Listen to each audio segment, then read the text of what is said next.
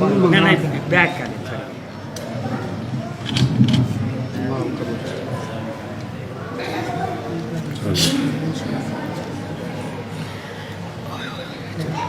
آواز بلند سروا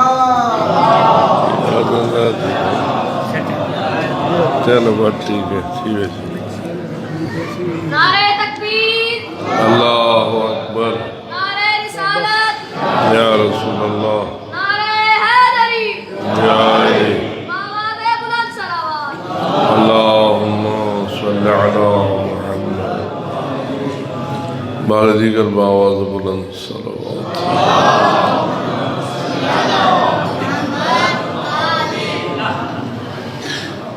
بارگاہ حضرت امام زمان عجل اللہ تعالی فرجہ شریف میں آج کے روز سعید کی مبارکباد پیش کرنے کے لیے اور ادھر سے عیدی وصول کرنے کے لیے بآواز بلند صلوات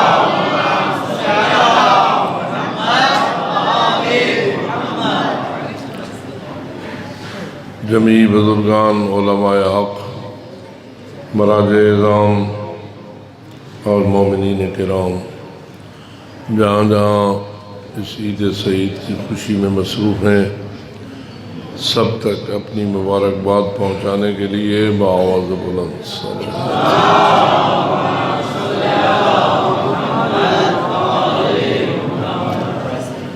شہدائے اسلام شہدائے کربلا اور شہدائے ملت جن کی جانیں دین حق اور اس مکتب اہل بیت کے لیے قربان ہوئیں ان سب تک اپنا سلام پیش کرنے کے لیے اور ان کے درجات کی بلندی کے لیے بآواز بلند صلوات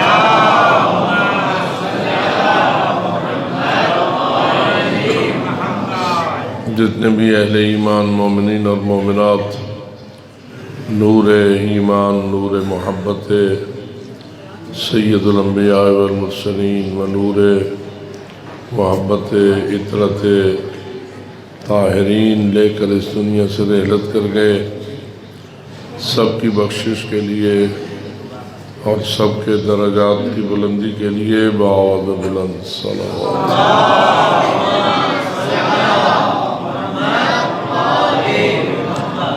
بالخصوص ہمارے وہ بزرگان جنہوں نے اس جشن کی بنیاد رکھی اور اپنی زندگی بھر اس جشن کو مناتے رہے حب خاندان تطہیر کا اظہار کرتے رہے اور یہ دولت و نور لے کر آخرت کے راہی ہوئے ان سب کے ان اعمال خیر کی قبولیت کے لیے اور اس سلسلہ خیر کو جاری و ساری رکھنے کے لیے تعاون کرنے والوں کی عبادات کی قبولیت کے لیے جتنے لوگ اس جشن میں شریک ہو کر اس کی رونق میں اضافہ کرتے رہے ان کے درجات کی بلندی کے لیے اور آپ جو اس جشن میں شریک ہیں اپنی اپنی عبادات کی قبولیت کے لیے بآواز بلند صلوات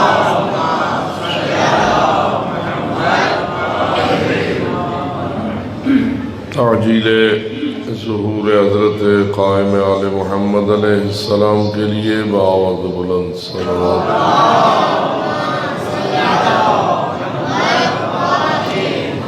اس جشن پاک اور اس ذکر طاہر و مطہر کے توسل سے اپنی اپنی حاجات کی برابری کے لیے اور مشکلات کی مشکل کشائی کے لیے بآواز بلند صلوات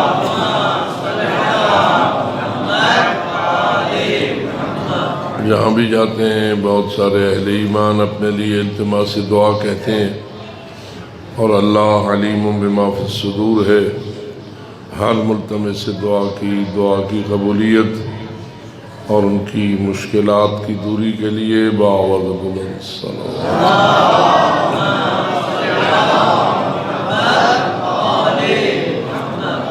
ماشاءاللہ لا حول ولا قوة الا باللہ العلی العظیم رب اشرح لی صدری ویسر لی امری واحلل عقدة من لساني يفقهوا قولي أعوذ بالله من الشيطان اللعين الرجيم بسم الله الرحمن الرحيم الحمد لله رب العالمين والصلاة والسلام على أشرف الأنبياء والمرسلين سيدنا ونبينا وشفيع ذنوبنا وطبيب قلوبنا ومولانا أبي القاسم محمد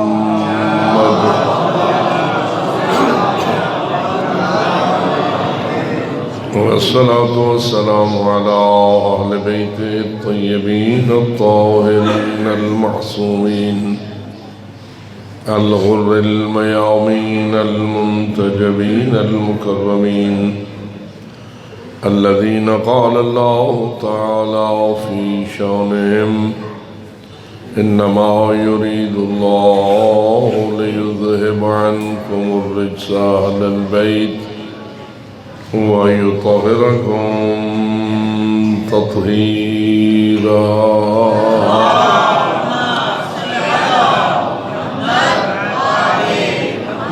برحمة الله على أحبابهم وأصحابهم وشيعتهم ومواليهم أجمعين ولعنة الله على أعدائهم وقاتليهم وظالميهم ملعونين من يوم ظلمهم إلى أبد الآبدين أما بعد فقال الله تبارك وتعالى في كتابه المبين وخطابه المتين بسم الله الرحمن الرحيم لقد من الله على المؤمنين إذ بعث فيهم رسولا من أنفسهم يتلو عليهم آياته ويزكيهم ويعلمهم الكتاب والحكمة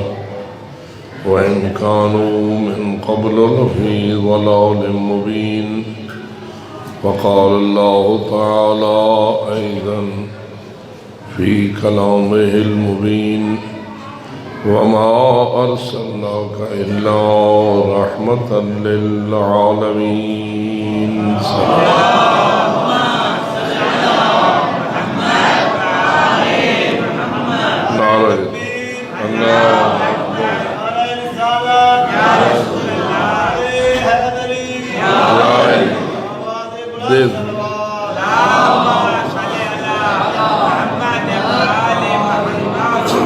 تمام حاضرین مومنین کی خدمت میں آج کی عید سعید کی جو ایک ڈبل قسم کی عید ہے تبریک عرض ہے اور اللہ سے التجا ہے کہ خداوند منان بحق حضرت جناب سید الانبیاء والمرسلین محمد مصطفیٰ صلی اللہ علیہ وآلہ وسلم وبحق امام ششم حضرت جعفر صادق علیہ السلام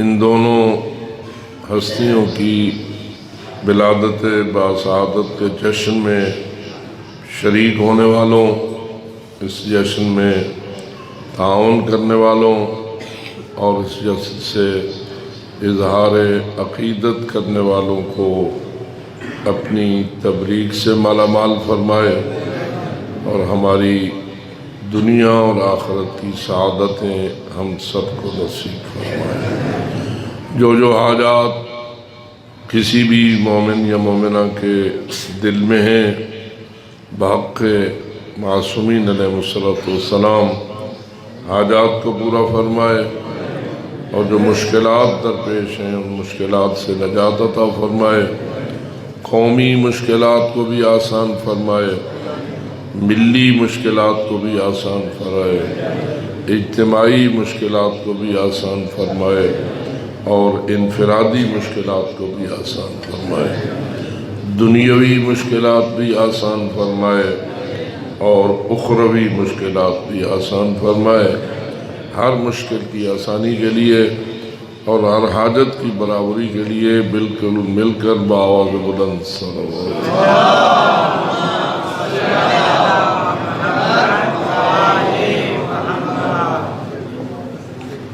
اللہ رب العزت نے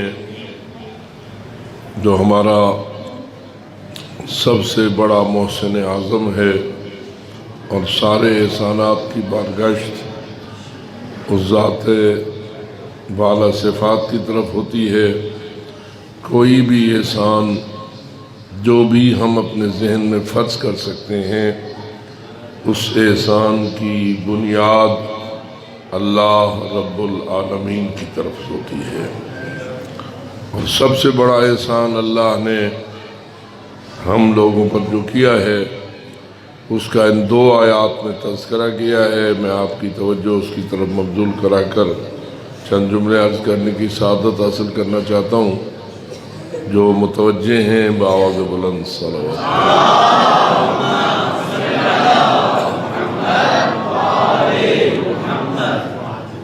واضح ہے کہ اللہ نے اپنے تعارف میں سب سے پہلے جو آیت نازل کی ہے، اگر دقت کے ساتھ غور کیا جائے، اگرچہ کہ مشہور تو یہی ہے کہ اقرأ بسم ربک الذی خلق والی جو سورہ مبارکہ ہے اس کی یہ جو پہلی آیت ہے اقرأ، یہ پیغمبر اکرم صلی اللہ علیہ وآلہ وسلم پر سب سے پہلے نازل ہونے والی آیت کریمہ شہرت رکھتی ہے، لیکن کیا اس صورت سے پہلے بھی بسم اللہ موجود ہے یا بسم اللہ موجود نہیں ہے؟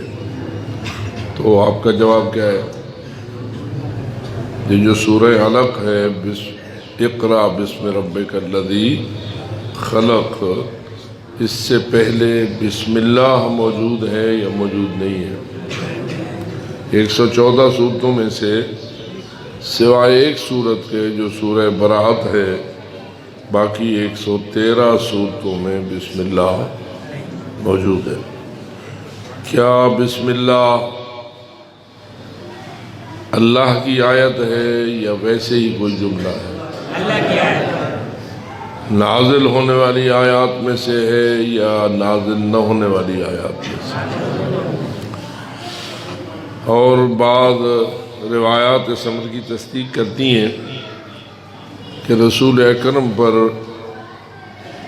جو بھی کوئی صورت نئی نازل ہوتی تھی اور اس کا آغاز ہوتا تھا تو اس کا علم بسم اللہ کے نازل ہونے سے ہوتا تھا۔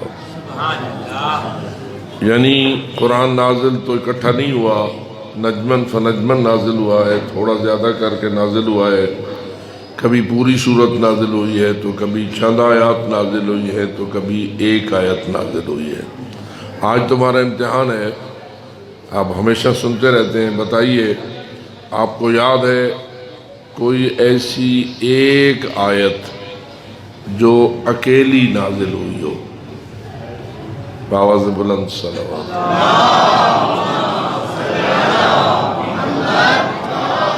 آپ نے میرا سوال سمجھ لیا، کیونکہ قرآن نازل ہوا ہے، کبھی کچھ پوری صورت نازل ہوئی ہے، کبھی صورت کا کچھ حصہ نازل ہوا ہے، اس حصوں میں سے کبھی چند آیات نازل ہوئی ہیں، کبھی 2-3 آیات نازل ہوئی ہیں، اور کبھی اکیلی ایک آیت نازل ہوئی ہے۔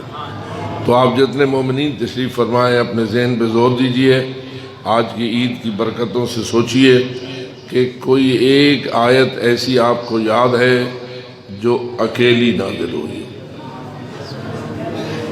بآواز بلند صلوات۔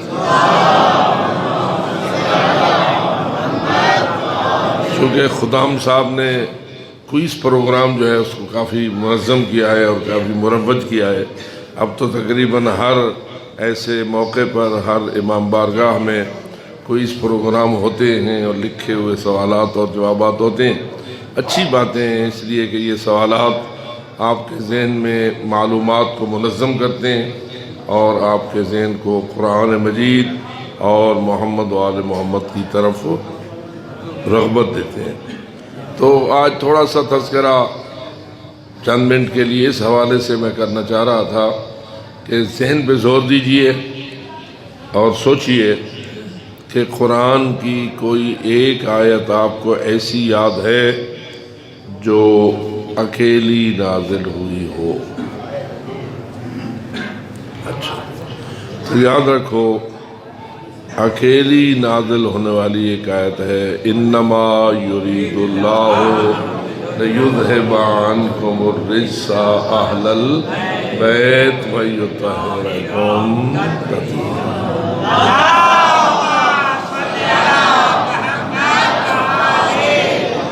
اور بھی آیات ہیں جو اکیلی نازل ہوئی ہیں، کہ فقط یہ ایک آیت نہیں ہے، لیکن میں نے یہ چاہا کہ تھوڑا سا آپ پر سوالی انداز سے روز جو حدیث کے ساتھ سنتے تھے پڑھتے ہو اور کثرت کے ساتھ ماشاءاللہ شیعہ معنی میں مردوں اور عورتوں میں حدیث کے ساتھ کی تلاوت ہوتی رہتی ہے، تو ذرا این پاسو سوال کر کے دیکھا تو صحیح،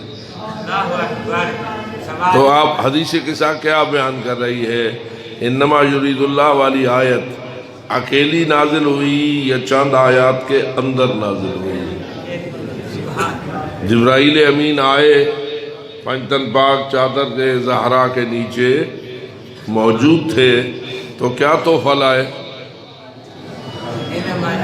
انما یرید اللہ لیذھب عنکم الرجس اہل البیت ویطہرکم۔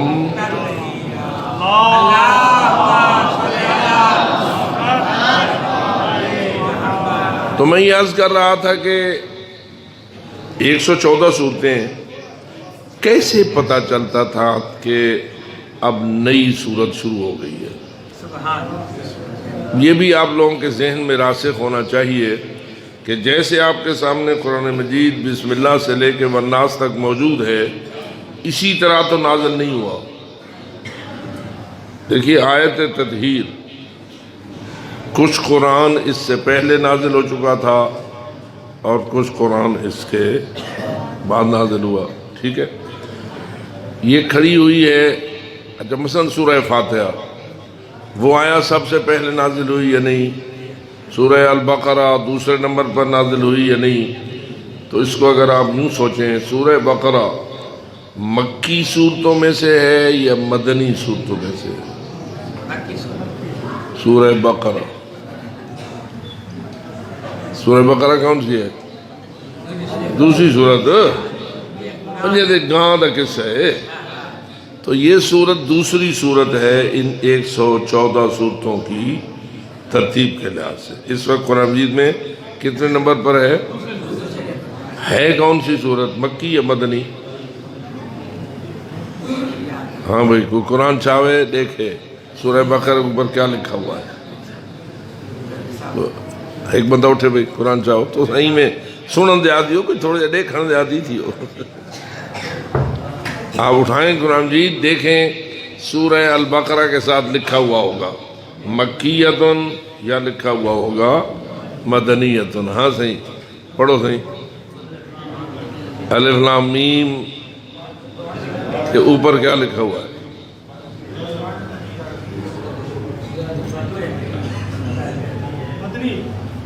ٹھیک ہے، سورہ البقرہ مدنیتن، ٹھیک ہے۔ مدنی کون سی ہوتی ہے؟ جو مدینہ میں نازل ہے، یعنی مدینہ میں نازل ہوئی، ٹھیک ہے، لیکن ایک تقسیم وقت کے اعتبار سے بھی ہے مکی اور مدنی کی۔ کیسے؟ حضرت کی ہجرت سے پہلے جتنی نازل ہوئی وہ مکی ہے، اور حضرت کی ہجرت کے بعد جتنی نازل نہیں ہو، یعنی اس کو ہم یوں تقسیم کر سکتے ہیں، جب تک رسول اکرم مکہ مکرمہ میں تشریف فرما تھے، جتنا قرآن اس زمانے میں نازل ہوا وہ سارا کیا ہے؟ مکی ہے۔ اور جب رسول اکرم ہجرت کر کے مدینہ منورہ آ گئے اور آپ کی رہائش مدینہ منورہ میں ہو گئی، پھر جتنا قرآن نازل ہوا وہ کیا ہے؟ مدنی ہے۔ سورہ بقرہ کہاں نازل ہوئی؟ یعنی حضرت کی ہجرت کے قرآن مجید میں کہاں رکھی ہوئی ہے؟ دوسرے نمبر پر۔ کیا اس دوسرے نمبر والی صورت سے پہلے مکے میں بہت سارا قرآن نازل ہو چکا تھا یا نہیں؟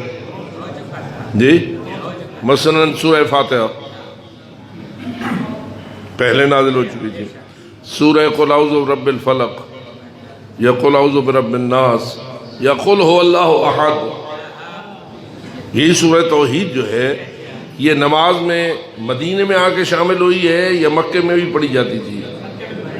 جب رسول اکرم مکے میں نماز پڑھتے یا پڑھاتے تھے تو اس میں سورہ توحید سورہ حمد کے ساتھ پڑھتے ہوں گے یا نہیں پڑھتے ہوں گے؟ تو اس وقت نازل ہو چکی ہوگی نا. تو بہت ساری صورتیں ہیں جو لکھی ہوئی بعد میں ہیں اور نازل پہلے ہوئی ہیں، اور بہت ساری صورتیں ایسی ہیں جو لکھی ہوئی بعد میں ہیں یا لکھی ہوئی پہلے ہیں اور نازل بعد میں ہوئی تھیں. تو یہ کیسے پتہ چلتا تھا کہ نئی صورت نازل ہونا شروع ہو گئی ہے؟ سوال ہے. تو جواب یہ ہے جب بھی کبھی بسم اللہ نازل ہوتی تھی تو سمجھ آ جاتا تھا کہ اب نئی صورت شروع ہو رہی ہے. سبحان اللہ. اور یہ بھی آپ کے ذہن میں ہونا چاہیے کہ ضروری نہیں ہے کہ پوری صورت اکٹھی نازل ہوئی ہو. ایسا ہو سکتا تھا بسم اللہ نازل ہو گئی، ایک نئی صورت شروع ہو گئی، ابھی بہت ساری صورتیں نامکمل تھیں. تو جو ہے مثلا سورہ بقرہ اکٹھی نازل ہوئی یا ٹکڑے ٹکڑے کر کے نازل ہوئی. یہ جو 250 کے قریب آیتیں ہیں، 2.5 پارے کے قریب آیتیں ہیں، یہ ساری اکٹھی تو نازل نہیں ہوئی، ان میں سے کچھ پہلے کچھ بعد میں، اسی طرح. اور ترتیب بھی ضروری نہیں. تو قرآن مجید کا سسٹم جو ہے وہ آپ کو سمجھنے کی ضرورت ہے، اس لیے کہ اس میں بھی بہت سارے رموز و اسرار ہیں اور ان سے آپ کو فیضیاب ہونا چاہیے. بآواز بلند صلوات پڑھیں.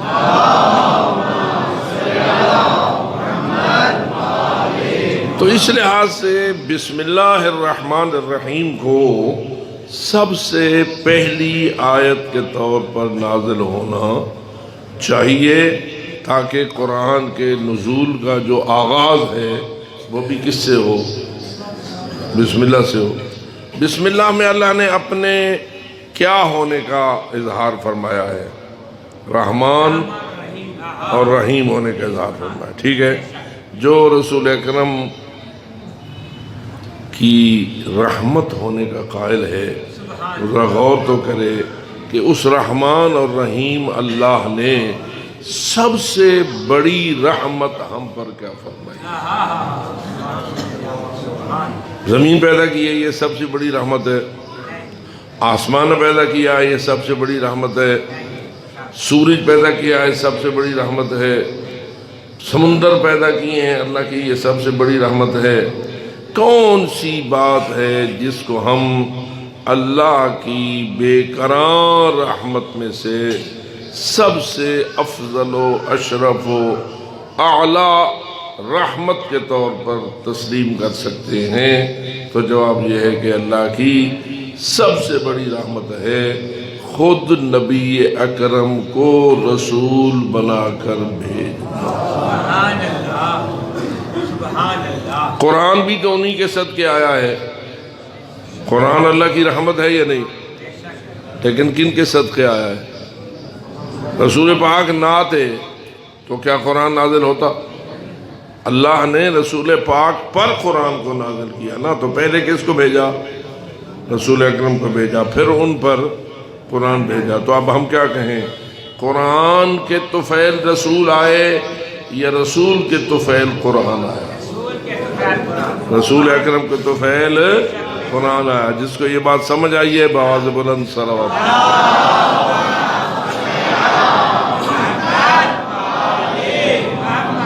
اس لیے رسول اکرم کو سب سے بڑی نعمت اور سب سے بڑی رحمت کے طور پر ہم تسلیم کر سکتے ہیں. اللہ کی رحمتوں میں سے سب سے بڑی رحمت اور اللہ کی نعمتوں میں سے سب سے بڑی نعمت کون ہے؟ ان کے نام پر بآواز بلند صلوات.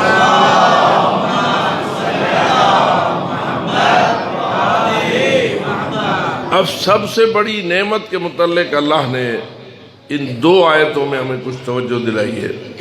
ایک ہے وَمَا أَرْسَلْنَاكَ إِلَّا رحمۃ للعالمین۔ اس کا معنی کیا ہے؟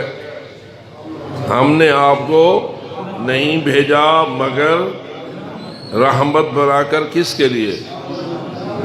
جی سارے جہانوں کے لیے۔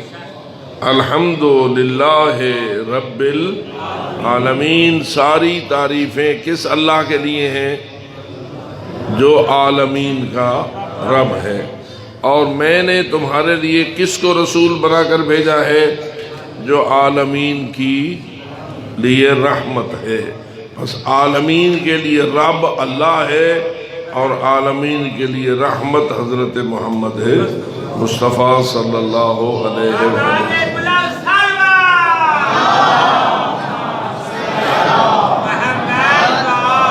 اس لیے یہ جملہ کہا جاتا ہے جہاں جہاں تک اللہ کی ربوبیت کا دائرہ جاتا ہے وہاں وہاں تک سید الرسل کی رحمت کا دائرہ جاتا ہے۔ عالمین، عالمین کتنے ہیں وہ ہمارے علم سے بہت باہر ہے، لیکن بہرحال اللہ تو جانتا ہے کہ میرے عالمین کتنے ہیں۔ تو اللہ نے اپنے سارے مخلوق جہانوں کے لیے رحمت بنایا ہے حضرت جناب محمد مصطفیٰ صلی اللہ علیہ وآلہ وسلم۔ یہ رحمت تمام عالمین کے لیے جو ہیں، تو اس کا مطلب یہ ہوا کہ جن عالمین سے ہم گزرے ان تمام عالمین کے لیے حضور اور آپ کی آل رحمت ہے۔ صلوات بھیجیے۔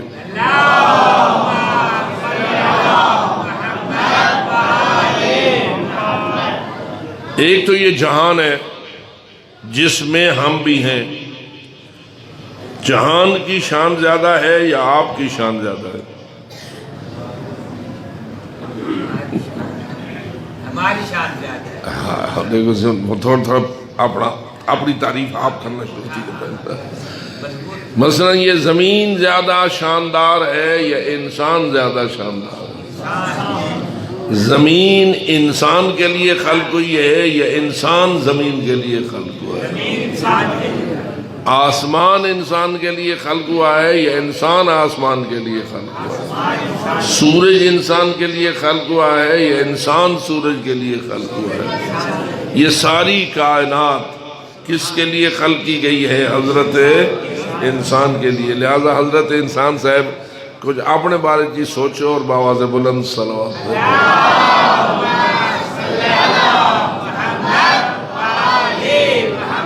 سارے جہان کو جو کچھ دیا ہے اللہ نے وہ حضور اکرم کے صدقے عطا فرمائے۔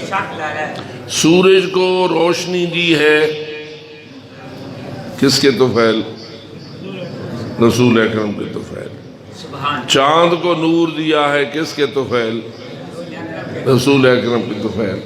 آسمانوں کو بلندی دی ہے، عرش کو عرش بنایا ہے، کرسی کو کرسی بنایا ہے، جنت کو جنت بنایا ہے، کس کے طفیل؟ زمین آپ کو زیادہ چنگی لگتی ہے یا جنت؟ جنت تے بیٹھے ہو، جنت وڈیاں لڑائیاں تے جھگڑے تے فساد تے ٹپے ٹپے تے خون۔ وہ کہا تھا نا ملائکہ نے اتجعل فیہا من یفسد فیہا ویسفک الدماء۔ جب اللہ حضرت آدم کو زمین پر خلیفہ بنا کے بھیجنے لگا تو ملائکہ نے کیا کہا؟ اتجعل فیہا، کیا زمین میں تو ان کو بنا رہا ہے جو کیا کریں گے؟ یفسد فیہا، زمین میں فساد پھیلائیں گے، ویسفک الدماء، اور خون بہائیں گے۔ کون بہائیں گے خون؟ انسان۔ فساد کون کریں گے؟ اب بتاؤ انسان نے اللہ کی زمین کو فساد اور خون سے پر کر دیا ہے یا نہیں؟ جی اللہ ہی عجیب ہے، پتہ حس جو ای میں کرے سے ملائکے آدھے بین یہ ملا کے ہاں نہ کوئی نہ بنا میں آدھے چنگائی، لیکن اللہ نے ملائکہ کی بات مانی نہیں نہ مانی. کیوں؟ حالانکہ جو بات وہ کہہ رہے تھے وہ صحیح تھی یا غلط تھی؟ تصدیق کیجئے. ملائکہ نے جو بات کہی تھی کہ زمین کو فساد اور خون سے پر کریں گے، یہ بات صحیح تھی یا غلط تھی؟ صحیح ثابت ہوئی یا صحیح ثابت نہیں ہوئی؟ ہم انسانوں نے ایسا کیا یا نہ کیا؟ ہم بنی آدم نے خون بہایا یا نہ بہایا؟ میں کہا کرتا ہوں خون بہانے میں اتنے آگے نکل گئے کہ ان کا بھی خون بہا دیا جن کے صدقے خلق کیے گئے تھے.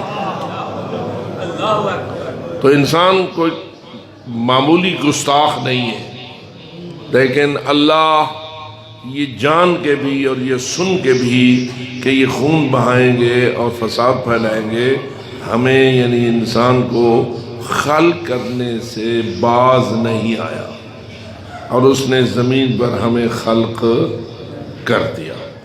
کیا خیال ہے کوئی اعلیٰ مقصد اللہ کا ہونا چاہیے یا نہیں؟ جی اس پوری کائنات کو خلق کرنا اور اس پوری کائنات میں انسان کو بنانا اور انسان کا یہ پتہ ہونا کہ انسانوں نے خون بھی بہانا ہے اور فساد بھی کرنا ہے. اس کے باوجود اللہ نے کائنات بنا دی انسان کے لیے اور انسان کو خلق کر دیا اس کائنات میں. کیا خیال ہے اللہ نے فساد کے لیے خلق کیا، خون کے لیے خلق کیا، یا نیکی اور تقوی کے لیے خلق کیا؟ ایسا ہی ہے نا. اب وہ نیکی اور تقوی کون بتائے اور کون کر کے دکھائے؟ بے شک تو بتانے والے کو محمد مصطفیٰ کہتے ہیں.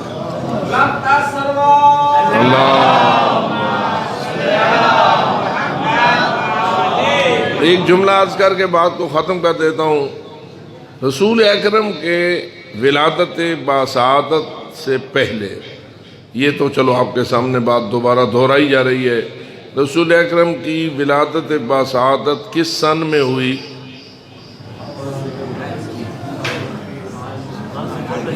تاریخ تو یاد ہے بے، تاریخ کون سی ہے؟ 17 سن کون سا ہے؟ عیسوی کے اعتبار سے چلو 571، اور ہجری ہجرت ہوئی نہیں تھی. پھر کون سا سال تھا جس کو عرب بھی جانتے تھے؟ عام الفیل. عام الفیل کس سن کو کہتے ہیں؟ جس سال ہاتھیوں کے حملے کو اللہ نے ابابیل کے ذریعہ ناکام کیا تھا. وہ کس پہ حملہ کرنے آئے تھے؟ خانہ کعبہ پر. کیا چاہتے تھے؟ کہ خانہ کعبہ کو ہمیشہ کے لیے مٹا دیا جائے. یعنی کئی ایسے دشمن بھی ہوتے کہ جو اپنے بنائے ہوئے خانوں کو بڑھانے کے لیے اللہ کے گھر کو گرانے کا منصوبہ بناتے ہیں. ایسا آج بھی ہو سکتا ہے، ایسا آج بھی ہو سکتا ہے یا نہیں؟ جیسے کہ مثلا اسرائیل کے متعلق یہ باتیں کی جاتی ہیں کہ اسرائیل کا منصوبہ تو یہی ہے کہ وہ بیت اللہ کو مسمار کرے اور مسلمانوں کے اس مرکز کو ختم کرے. لیکن اللہ فرماتا ہے میں نے اپنے گھر کی حفاظت کا خود عہد کر رکھا ہے. اور یہ مثال ہے کہ جب اس زمانے کے ظالم ابرہہ نے اللہ کے گھر کو گرانے کا پروگرام بنایا اور اس زمانے کے ہاتھی جیسے ٹینک لے کے آیا. ہاتھی کیوں لایا تھا؟ مقصد کیا تھا؟ کہ بیت اللہ کی عمارت ایسے پتھروں اور چٹانوں سے بنی ہوئی ہے کہ بندوں کی ٹکروں سے تو وہ گریں گے نہیں، تو ہم کیا کریں؟ ہاتھی سدھا کے لائے تھے اور ہاتھی کی ٹکر سے خانہ کعبہ کو گرانے کا اس کا پروگرام تھا. جی میں آج کل یہ تھوڑے مشینیں ان کو کوڑو، یہ نئی مشین وجود میں آئی ہے، یہ گرا دیتی ہیں نا عمارتوں کو. تو اسی طرح وہ اس زمانے کے ہاتھی تھے وہ لے آیا، چاہتا تھا کہ ہاتھی کی ٹکروں سے بیت اللہ کو مسمار کروں گا، لیکن بیت اللہ کو کس نے بچایا؟ کیسے بچایا؟ جہادوں کے ذریعے ارسل علیہم طیرن ابابیل۔ اللہ سیاں تیرے کمال عجیب ہے، او ہاتھی گھن کے آنے تو نکی نکی چڑیاں پہ بھیجے۔ ٹھیک ہے، یعنی اللہ یہ بتانا چاہتا ہے کہ ان اللہ علی کل شیء قدیر، اگر وہ چاہے تو تمہارے ہاتھیوں کو چھوٹی چھوٹی چڑیوں کے ساتھ بھی تباہ کر سکتا ہے۔ یہ چھوٹا سا معجزہ تھا یا بڑا معجزہ تھا؟ جی، اپنے زمانے کا بہت بڑا معجزہ تھا۔ جس زمانے کا سب سے بڑا معجزہ اللہ نے اپنے گھر کو گرنے سے بچانے کے لیے دکھایا تھا، اسی زمانے میں اس کائنات کے سب سے بڑے محسن کو اس دنیا میں بھیجنے کا اللہ نے پروگرام بنایا تھا۔ اور وہ وقت آیا جب حضرت آمنہ کی گود میں آفتاب رسالت چمکا۔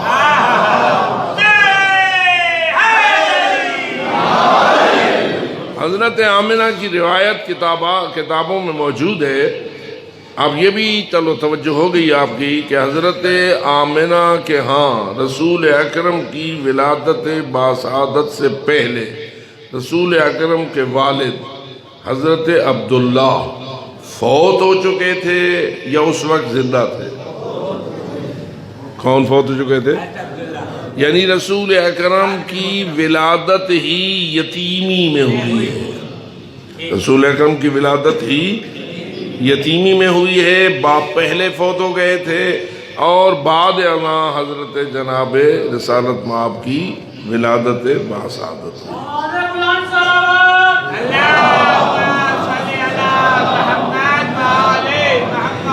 اب ماں کہہ رہی ہیں کہ میں نے دیکھا جب حضرت کی ولادت باسعادت ہوئی تو حضرت نے اپنے دونوں ہاتھ زمین پر ٹیکے، آسمان کی طرف سر کو بلند کیا، دائیں بائیں دیکھا اور اپنے آپ کو اللہ کے سجدے میں گرا دیا۔ کیا خیال ہے؟ یہ کوئی خصوصی نوازش اور اللہ کی طرف سے سب سے بڑا احسان ہے یا نہیں؟ اور یہی آپ کو یہ شرف حاصل ہے کہ آپ ایسی ہستیوں کو اپنا راہبر و پیشوا اور دینی رہنما مانتے ہیں کہ جن کی ولادت اس انداز سے ہوتی ہے۔ آیا ولادت نہ ہونا افضل ہے یا ولادت ہو کے سجدے میں سر رکھنا افضل ہے؟ شان اس سے بڑھتی ہے یا یہ کہہ دیا جائے ولادت ہے ہی نہیں؟ تو یہ آپ کو میں توجہ فقط اس لیے کرتا رہتا ہوں تاکہ جو آپ کے زمانے کے گمراہ لوگ آپ کے سر پر مسلط ہیں ان کی گمراہیوں پر گرفت کرو اور جو حقیقت ہے اس پر ایمان رکھو۔ جو رکھتے ہیں ایمان بآواز بلند صلی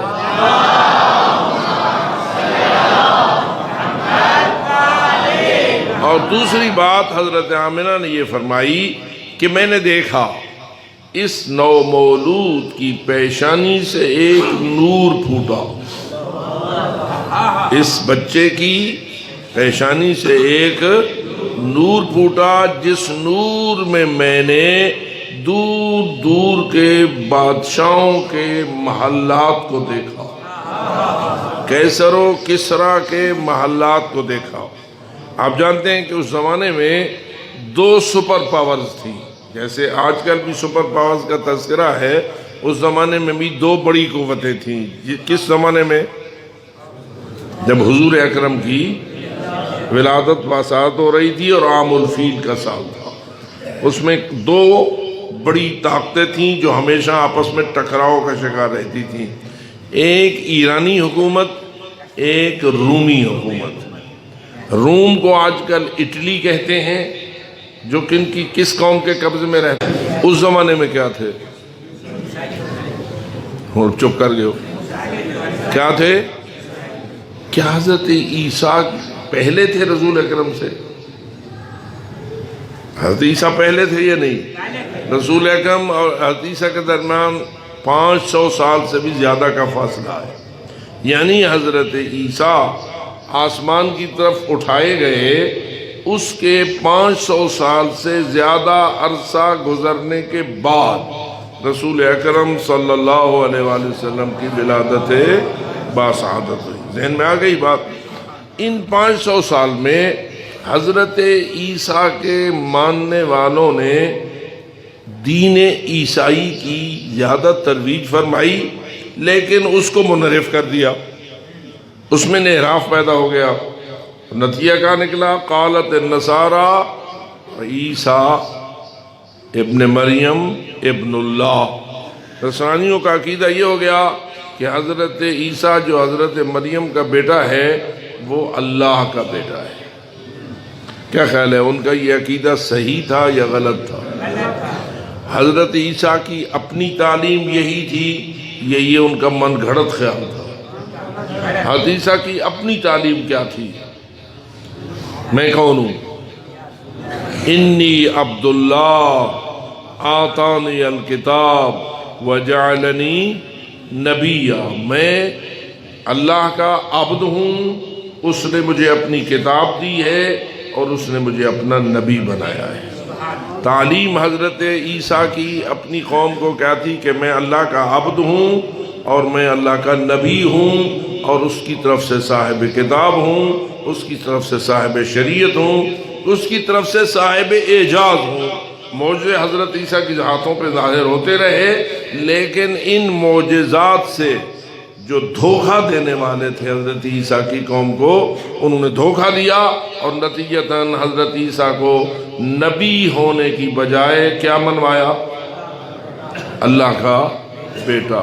اور جو معجزات تھے ان کو کیا قرار دے دیا؟ اللہ کے کام۔ حضرت عیسیٰ کے ہاتھ پہ مردے زندہ ہوتے تھے یا نہیں تھے؟ اس کو حضرت عیسیٰ کا کام کہا جائے یا اللہ کا کام کہا جائے؟ جی، حضرت عیسیٰ اگر کسی نابینا کے آنکھ پر ہاتھ پھیرتے تھے تو وہ بینا ہو جاتا تھا یا نہیں؟ اس کو کیا حضرت عیسیٰ کے رب ہونے کی نشانی بنایا جائے یا حضرت عیسیٰ کے نبی اور رسول اللہ ہونے کی نشانی بنایا جائے؟ یہ اس کو ذرا تھوڑا سا ذہن میں رکھو۔ معجزات رسالت و نبوت و امامت و ولایت کی دلیل تو ہو سکتے ہیں، رب ہونے کی نشانی نہیں ہو سکتے۔ تو ان کو دھوکہ دیا گیا اور نتیجتاً وہ رب مانتے لگے۔ لیکن بہرحال حضرت عیسیٰ کی قوم اگرچہ کہ گمراہ ہو چکی تھی اور راہ حق سے منحرف ہو چکی تھی، لیکن اس کے باوجود حضرت عیسیٰ علیہ السلام کے 500 سال بعد سے مراد کیا؟ حضرت عیسیٰ فوت ہوئے یا حضرت عیسیٰ آسمان کی طرف اٹھائے گئے؟ جس کا یقین ہے صلوات دے دیں۔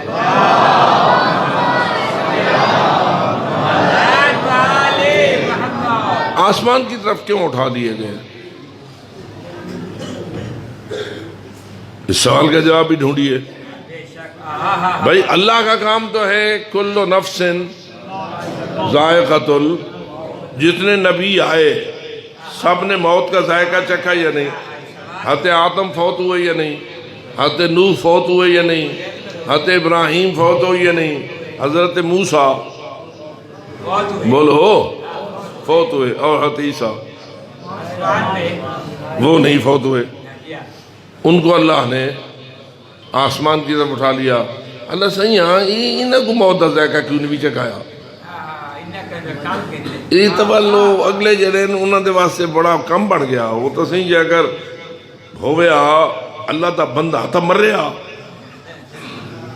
وہ اللہ تھا، وہ رب تھا، اوپر چلا گیا، اوپر سے آیا تھا، اوپر چلا گیا۔ کیا خیال ہے یہ دھوکہ دیا جا سکتا ہے یا نہیں؟ آپ فرمائیے آپ کو کیا کوئی سمجھ آتی ہے بات کہ اللہ نے حضرت عیسیٰ کو آسمان کی طرف کس مقصد کے لیے اٹھایا؟ سبحان اللہ۔ ایک صلوات پڑھ لیں۔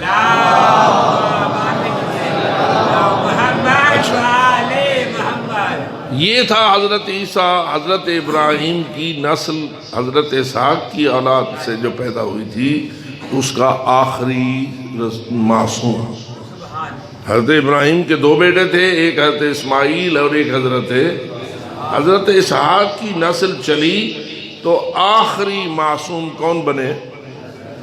حضرت عیسیٰ۔ حضرت اسماعیل کی نسل چلی تو آخری معصوم کون؟ بولو، تھوڑا اپنا کوئز پروگرام دا ذہن بڑھا کے بیٹھے کر دو، کیونکہ میں سوالات کرتا ہوں تاکہ آپ کا ذہن کھلے، ورنہ میری باتیں ہوا ہو جائیں گی، اوپر سے گزر جائیں گی۔ تو فرمائیے حضرت اسماعیل کی نسل میں بھی معصوم آئے یا نہیں؟ سب سے پہلا معصوم حضرت اسماعیل کی نسل کا کون جن کی ولادت کی آج آپ عید منا رہے ہیں؟ سبحان اللہ۔ یہ کس نسل سے ہیں؟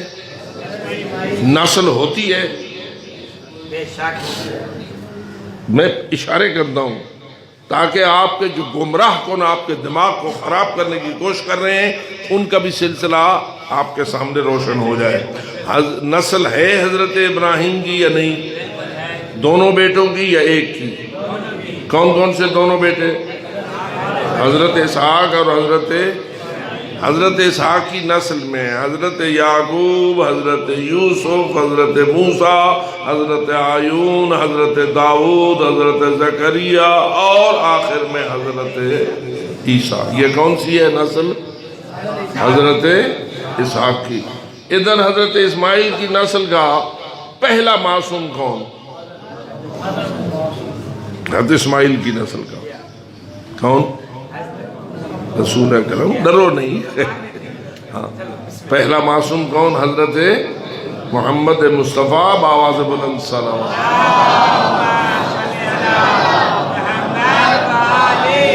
اس نسل کا آخری معصوم کون؟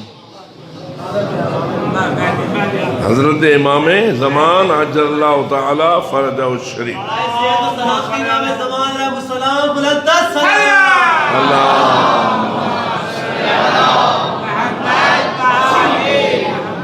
اب ایک ہیں حضرت ابراہیم کی نسل اسحاق سے آخری معصوم، ایک ہیں حضرت ابراہیم کی نسل اسماعیل کے آخری معصوم۔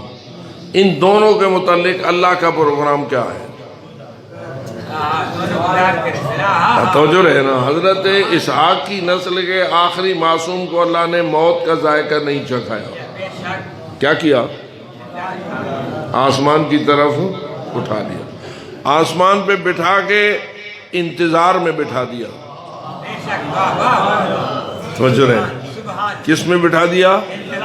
انتظار میں بٹھا دیا۔ کس انتظار میں؟ بھائی عیسیٰ، میں تمہیں آسمان پہ انتظار کے لیے بٹھائے ہوئے ہوں، تو نے انتظار کرنی ہے اس وقت تک جب تک وہ نہیں آئے گا جس کا انتظار تیری ذمہ داری ہے۔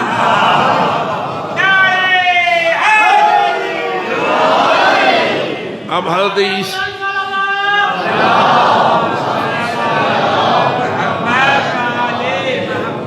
عیسیٰ تقریباً 500-600 سال کے درمیانی عرصے تک رسول اکرم سے پہلے اٹھا لیے گئے تھے۔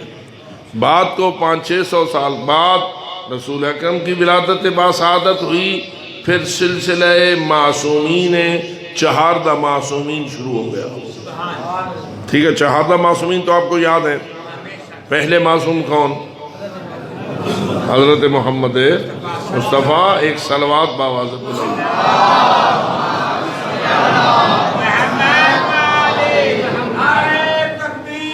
اللہ اکبر، یا رسول اللہ، یا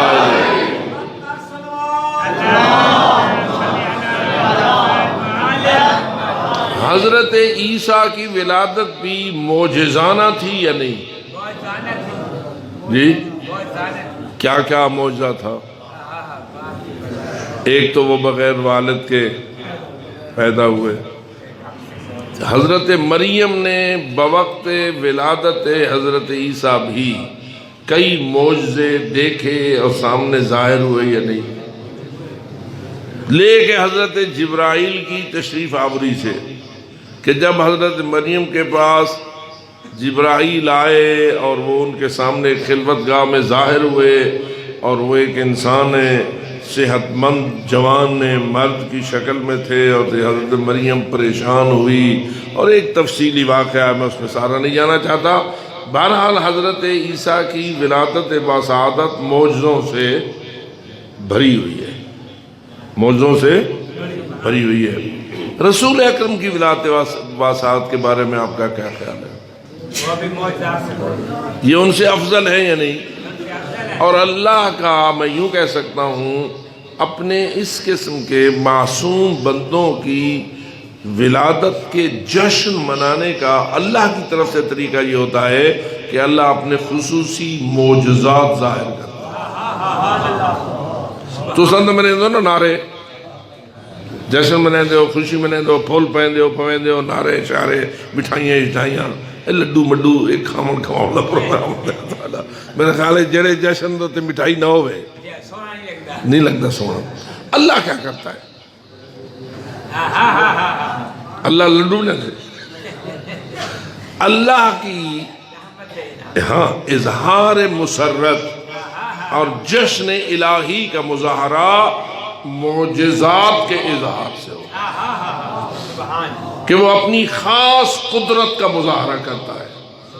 ویسے تو ساری کائنات اس کی قدرت کا اظہار ہے، لیکن ایک اظہار ہے عادی اور ایک اظہار ہے عادت سے ہٹ کر۔ جو عادت سے ہٹ کے ہوتا ہے قدرت کا اظہار، اسے کہتے ہیں معجزہ، اور جو عادت کے مطابق ہو وہ معجزہ شمار۔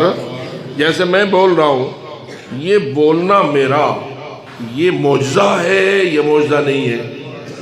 ہم مطلب کئی معجزہ سمجھ بیٹھے ہوئے تو میرا بولنا تو معجزہ نہیں ہے، لیکن جب حضرت عیسیٰ حضرت مریم کے ہاتھ پہ بولے سبحان اللہ، تو جو ہے نا آپ کی کہ 3 دن کی عمر تھی حضرت، یعنی پہلے دن ولادت ہوئی تھی، دوسرا دن گزار کے تیسرے دن حضرت مریم کو حکم ہوا تھا کہ اب لے کے جاؤ۔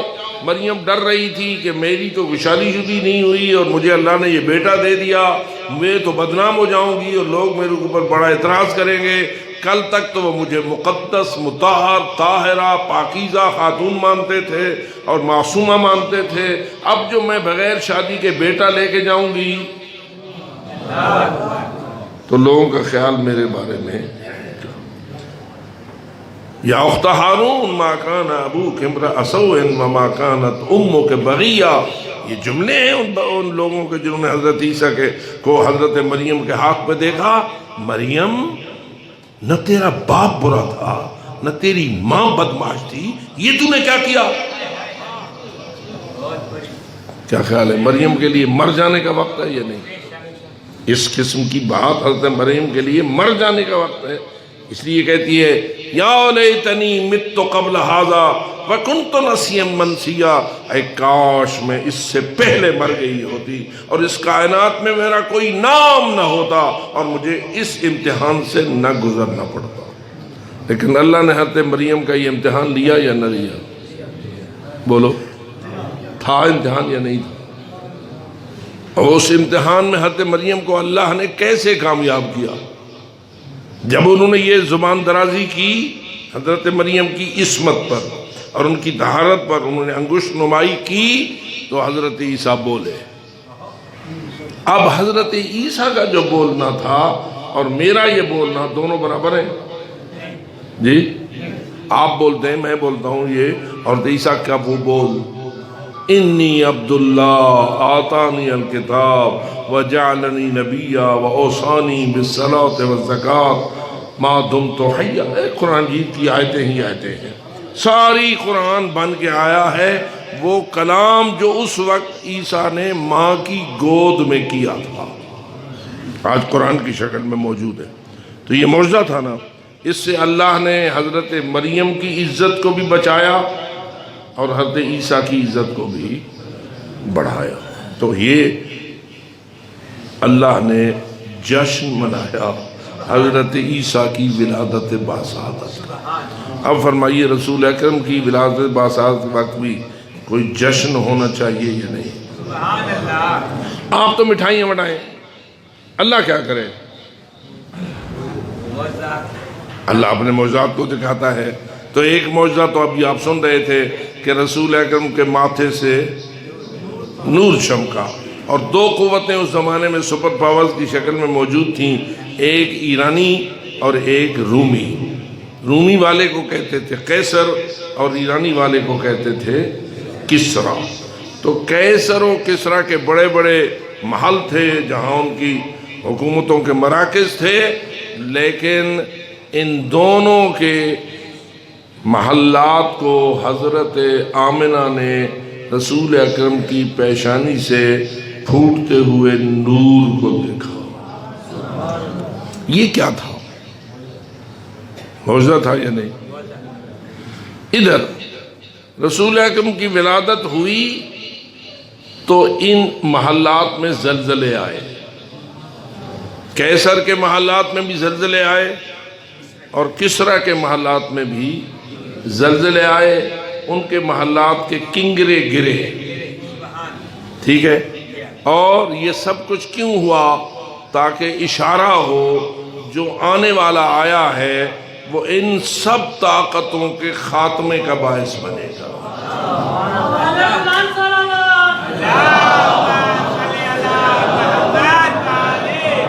یہ قوتیں دیندار تھیں یا بے دین تھیں؟ کسرا اور قیصر دونوں حکمران تھے. بڑی پاورفل حکومتیں تھیں. جیسے آج کل ایک زمانے تک امریکہ اور روس کا نام لیا جاتا رہا اور اب کوئی نئی طاقتیں بھی وجود میں آ رہی ہیں. ان میں سے مسلمان طاقت کون سی ہے آج کل؟ کوئی بھی نہیں. اس زمانے میں کیا تھا؟ دونوں ہی بے دین قوتیں تھیں. ایک مسیحیت اور عیسائیت میں غرق تھی اور دوسری مجوسیت میں غرق تھی. مجوسی کون ہوتے ہیں؟ آگ کو خدا ماننے والے.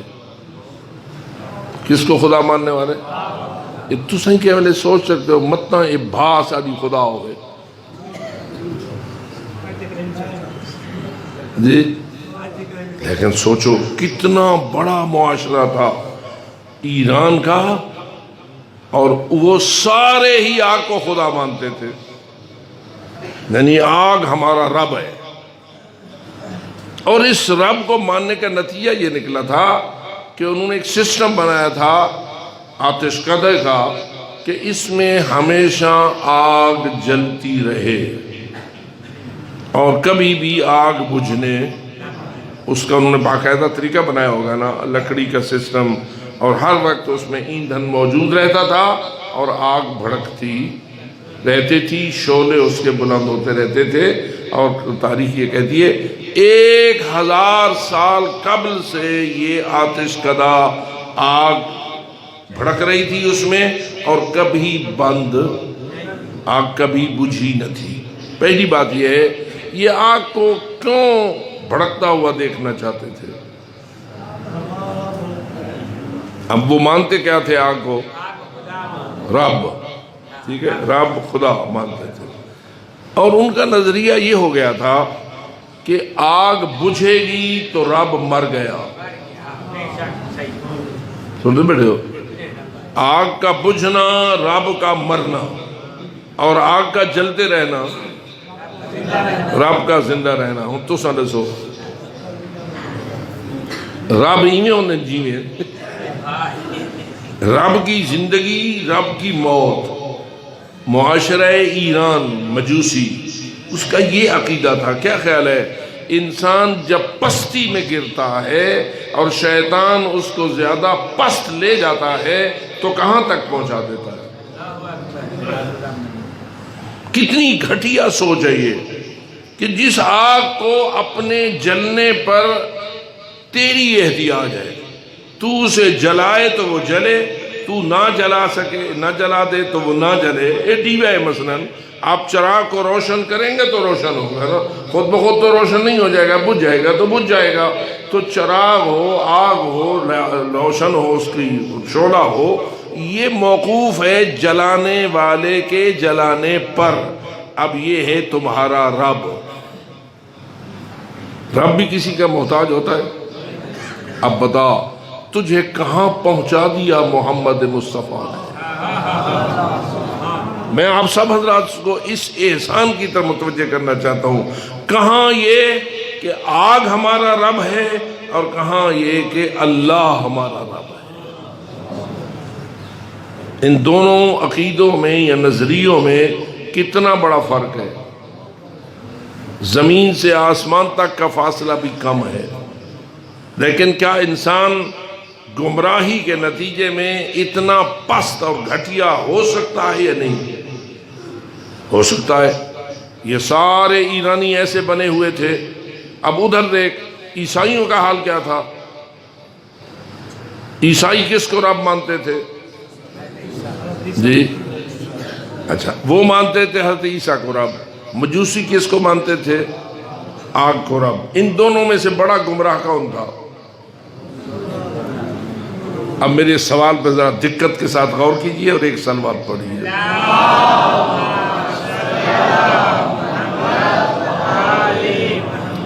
عیسائی مانتے ہیں کہ حضرت عیسیٰ ہمارا رب ہے، اس کی عبادت کی جائے.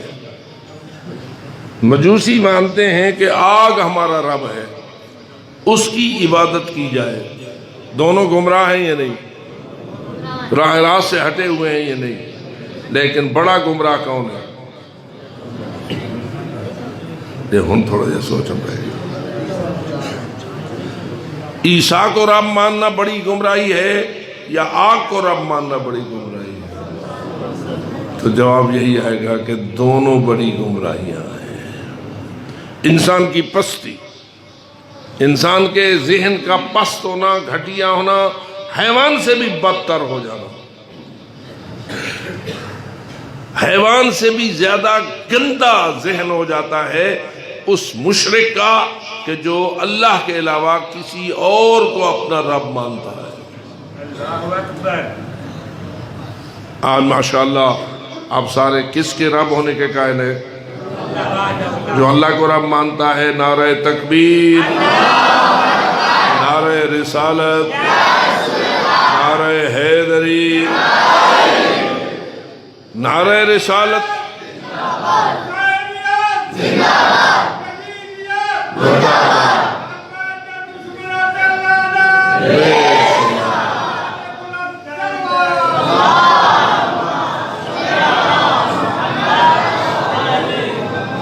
اے اہل بیت دے دشمن او بھی ہوندے جڑے اہل بیت کو رب منویندے.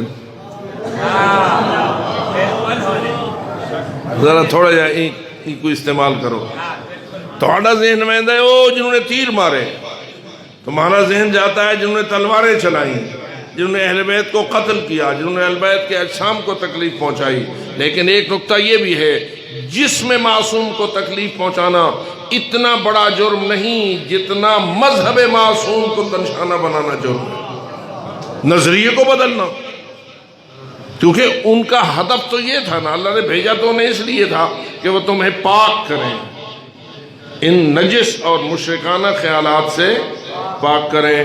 اب اگر آپ الٹا پاک ہوتے ہوتے پھر نجس ہو جائیں تو اس کا مطلب یہ ہوا کہ آپ نے مقصد اہل بیت کو نقصان پہنچایا. خیر، تو بہرحال میں یہ عرض کرنا چاہ رہا تھا کہ دو گمراہیاں اس وقت پورے معاشرے پر مسلط تھیں، ایک عیسائیت اور دوسری مجوسیت. یہودیت بھی تھی، وہ بھی اپنے مقام پر، لیکن ان دو کو حکومتیں حاصل تھیں. یہ حکمران تھے، ایک طرف قیصر کی حکومت تھی، ایک طرف کسریٰ کی حکومت تھی، اور ان دونوں حکومتوں کے کنگرے گرے. بادشاہ زمین پہ آئے، جو ان کے بادشاہ، اس زمانے میں بادشاہیت ہوتی تھی نا، یہ صدر مدر وزیر اعظم وغیرہ یہ باتیں تو آج کل کی ہے نا. اس زمانے میں کون ہوتے تھے؟ بادشاہ، شہنشاہ، ذل سبحانی. سمجھ آ رہی ہے بات؟ اور وہ تو مطلق و نران بادشاہ ہوتے تھے. وہاں یہ نہیں ہوتا تھا انتظامیہ اور ہو، عدلیہ اور ہو، مقننہ اور ہو، پولیس اور ہو، فوج ہو، یہ نہیں ہوتا تھا. سارے اختیارات کا مرکز کون ہوتا تھا؟ بادشاہ، شہنشاہ. دونوں طرف شہنشاہیت تھی، قیصر میں بھی اور کسریٰ میں بھی. ان دونوں کے کنگرے اللہ نے کیوں گرائے بوقت ولادت سید الانبیاء؟ کیوں گرائے؟ تاکہ یہ پتہ چلے ایک ایسا مولود تشریف لایا ہے جس کے وجود مسعود کا باقاعدہ نتیجہ کسرا کی بھی تباہی ہوگی اور قیصر کی بھی تباہی ہوئی یا نہیں جی؟ روم کی سلطنت بھی تباہ ہوئی اور ایران کی سلطنت بھی. کون غالب آئے؟ اسلام غالب آیا. کون غالب آیا؟ بنیادیں کس نے رکھی؟ اسلام کے غالب ہونے کی بنیادیں کس نے رکھی؟ اب ہماری مشکل یہ ہوتی ہے کہ کوئی اگر کمانڈر بن گیا کسی عرصے میں فوج کا تو ہم اس کی کمان کو سلام کرتے ہیں، اس کو سلام نہیں کرتے جس نے یہ نظام بنایا ہے. دیکھا پاکستان میں اب اگر 1000 فتوحات ہوتی رہیں تو جس نے پاکستان بنایا ہے اسے بھی کوئی خراج تحسین پیش کرنا چاہیے یا وقتی کمانڈر کو سلام ہونا چاہیے؟ توجہ ہو رہی ہے؟ اس لیے ہم ممنون ہیں ان متفکرین کے جنہوں نے فکر پاکستان دی اور ان بزرگان کے جنہوں نے اپنی محنت اور کاوش کے ساتھ پاکستان کو وجود بخشا. بعد کو اگلی بعد والی کامیابیاں ہوتی رہیں گی لیکن ان بانیان کو نہیں بھولا جا سکتا. یہی وجہ ہے کہ بانی پاکستان کو سلام کرنے کے لیے آپ کے نوٹ پر ایک اعداد کی تصویر نوٹوں سے کیوں ہے؟ اور بتائیے یہ تصویر بدل دی جائے گی کبھی؟ بھئی 100 سال بعد پھر کسی اور کی تصویر لگا دی جائے گی، 100 سال بعد کسی اور کی تصویر. سعودی میں دیکھتے ہو سعودی کرنسی جو ہوتی ہے اس کا کیا حال ہوتا ہے؟ جو بادشاہ بنتا ہے کرنسی پر اس کا فوٹو آ جاتا ہے. ہیوے سامنے ریال کے اوپر فوٹو آتے ہیں یا نہیں آتے ہیں؟ شاہ فیصل کے تھے، شاہ خالد کے آئے، شاہ فہد کے آئے، اب کس کا ہے؟ اب اس کا ہے. جوں جوں بادشاہ بدلتے گئے کرنسی کی تصویریں بھی بدلتی گئیں. کیا پاکستان میں بھی ایسا ہوتا ہے؟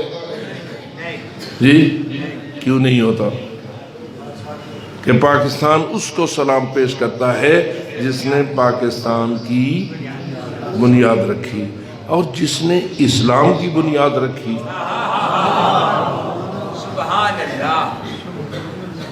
کتنا بڑا احسان ہے اسلام کے بانی کا، اور پھر کتنا بڑا احسان ہے اسلام کی بنیاد کو محفوظ رکھنے والوں کا.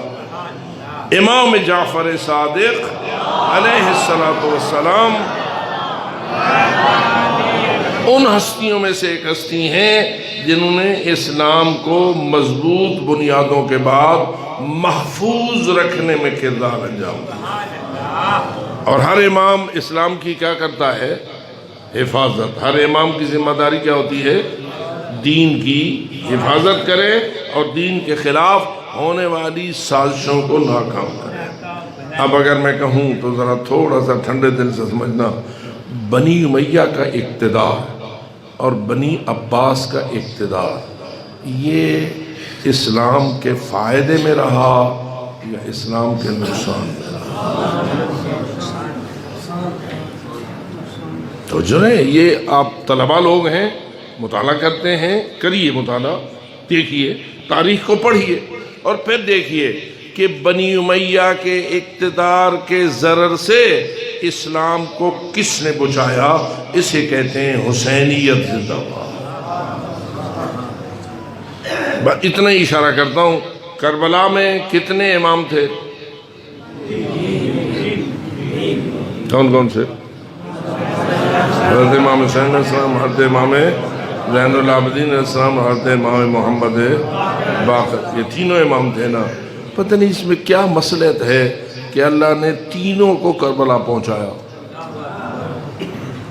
حالانکہ اگر مصلحت اس میں ہوتی تو حضرت امام زین العابدین کو بھی امام حسین مدینے میں چھوڑ دیتے اور ان کے ساتھ حضرت امام باقر بھی مدینے میں رہتے. لیکن ان دونوں کو، بیٹے اور پوتے دونوں کو، امام حسین نے ساتھ رکھا. تینوں نے کربلا دیکھی، تینوں نے کربلا میں اپنا کردار انجام دیا. اور آپ مجھے بتائیے امام باقر کی شہادت سے پہلے بنی امیہ کا بستر گول ہو گیا.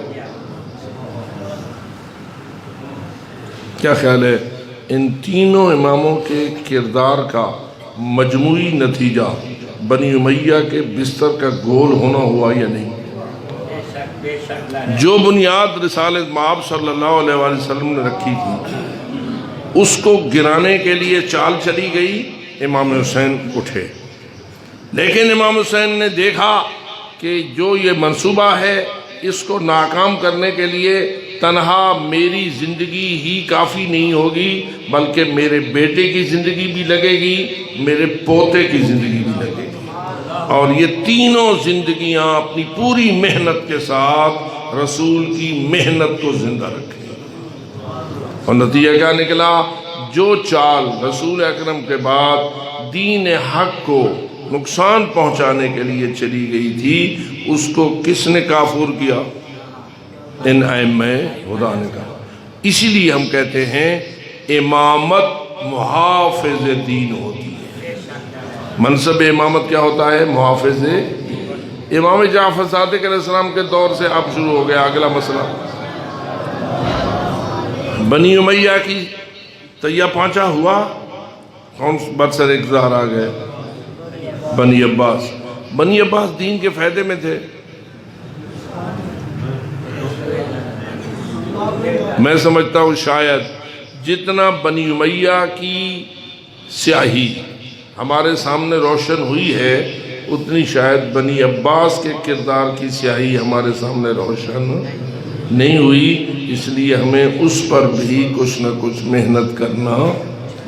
کیا آپ کو پتا ہے کہ حضرت امام جعفر صادق علیہ السلام کو اس دور کے عباسی خلیفہ کا ہو یا بادشاہ کا ہو جس کا نام تھا ابو جعفر منصور دوانیقی، اس نے کتنی مرتبہ امام کو قتل کرنے کا منصوبہ بنایا؟ اس نے نام کیا دیا ہے میں نے؟ ابو جعفر منصور۔ منصور کا نام تو آپ نے سنا ہوگا۔ اس نے کتنی مرتبہ امام کو قتل کرنے کا منصوبہ بنایا اور امام بذریعہ معجزہ اس کے قتل سے بچ گئے۔ کئی مرتبہ ایسا ہوا، بلاتا تھا قتل کرنے کے لیے، جب امام علیہ السلام سامنے آتے تھے کانپنے لگ جاتا تھا، گھبرا جاتا تھا، بڑی عزت کے ساتھ بٹھاتا، یہ وہ بات کو اس سے پوچھا جاتا پروگرام تیرا کیا تھا، ہوا تیرا کیا؟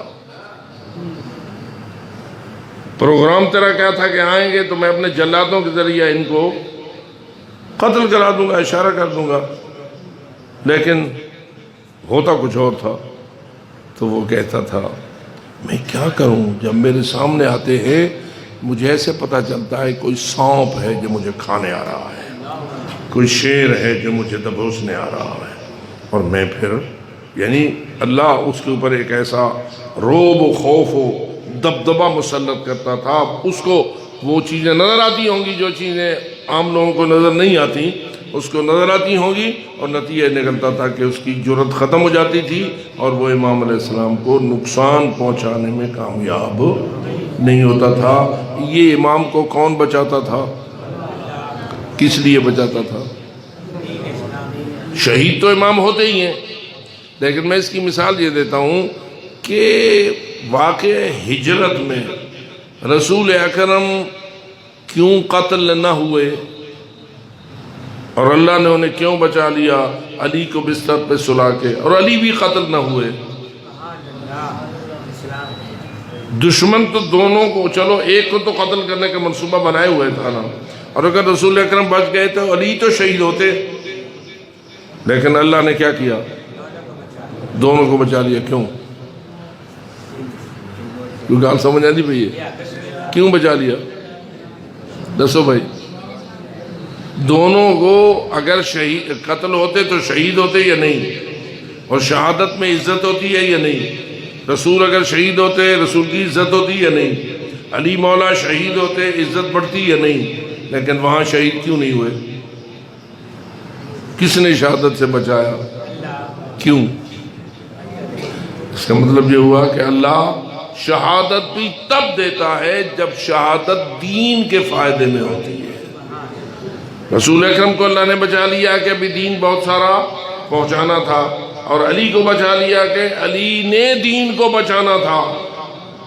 جب وقت آیا تو اس وقت علی مولا نے فرمایا بسم اللہ وباللہ وعلی ملت رسول اللہ فزت برب الکعبہ، اب میرا وقت آیا ہے رب کعبہ کی قسم میں اپنے مشن میں کامیاب ہو گیا۔ یعنی جو میری ذمہ داریاں تھیں دین کی حفاظت کے حوالے سے اب میں وہ پوری کر چکا ہوں۔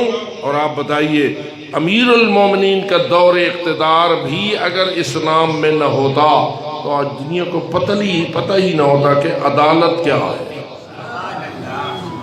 آپ کے علم میں ہے کہ جو حضرت امیر المومنین نے مالک اشتر کے نام خط لکھا ہے حکومت کے اصولوں اور اقتدار کے ضابطوں کو روشن کرنے کے لیے، آج وہ اقوام متحدہ کے چارٹر پر موجود ہے۔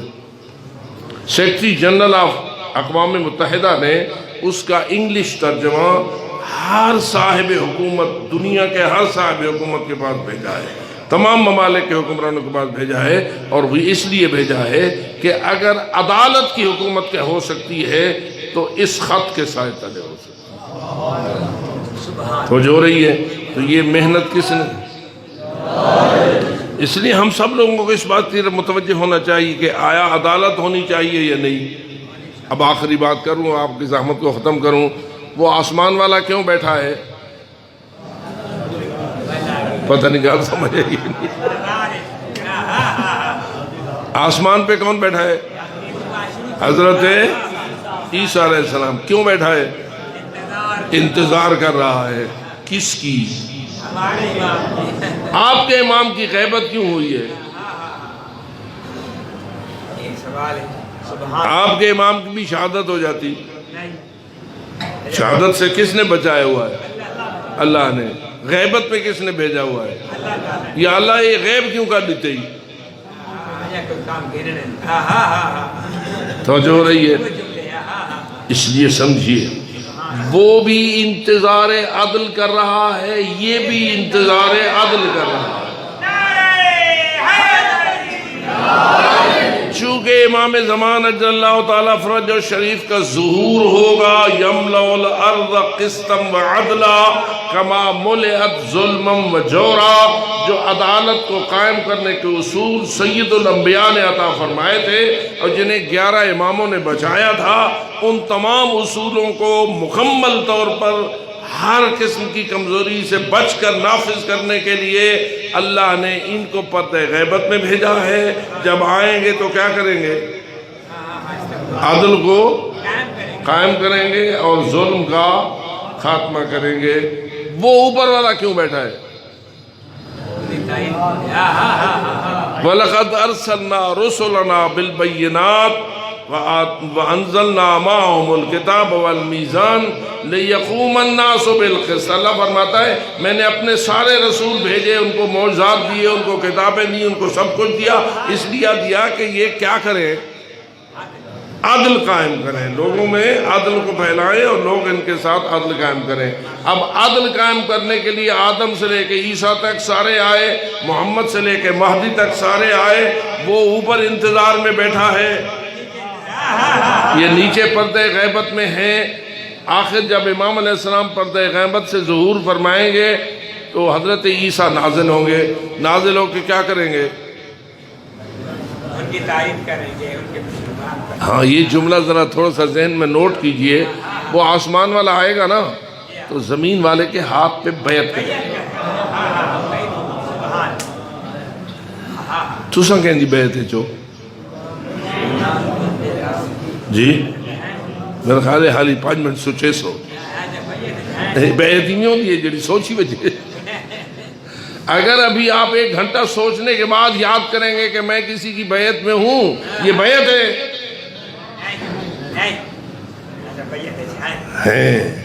ہے تو یاد بھی ہوئے۔ اگر ذہن سے غافل ہو گئی تو وہ بیعت نہیں ہے، کچی بات ہے۔ تو اس لیے وہ کس کی بیعت کریں گے؟ آسمان والے آئیں گے، حضرت عیسیٰ تو کس کی بیعت کریں گے؟ امام زمان عجل اللہ تعالیٰ فضلہ سے جب بیعت کریں گے تو کس کا حکم چلے گا؟ امام زمانہ کا جس کی بیعت ہوتی ہے اس کا حکم چلتا ہے یا جو بیعت کرتا ہے اس کا حکم چلتا ہے؟ جس کی بیعت ہوتی ہے. اللہ نے آپ کو یہ شرف بخشا ہے کہ آپ کو اللہ نے ایسے امام کی امت بنایا ہے جس کو پوری کائنات پر حکم چلانے کا اختیار عطا فرمایا ہے، اور ہم ان کے کیا ہیں؟ غلام ہیں. بنیں گے غلام یا ہیں؟ غلام ہے. بل سوچو، ہم غلام بنیں گے یا ہیں؟ غلام ہے، غلام ہے، رسول کے غلام ہے. غلام ہے، امام کے